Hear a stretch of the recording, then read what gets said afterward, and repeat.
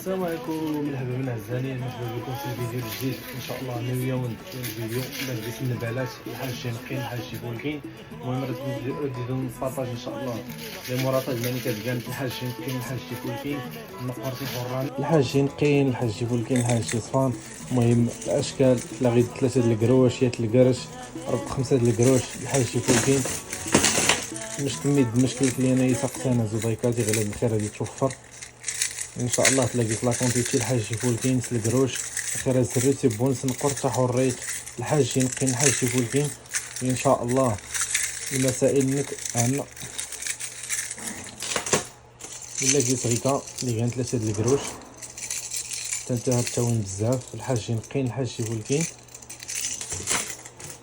اللي قيت خد لي كانيا القرش هايكا. المهم الخير هادشي طبعا كلشي سيروسي بونس الضمان مرحبا بالجميع. المهم نتمنى لا مزيان تيزنيت ياك قصرية البركة رقم 17. مرحبا بالجميع وانا راه دياش كيزار معليش باش ريت نزاه كي ستين وعرب. مرحبا بالجميع ان شاء الله.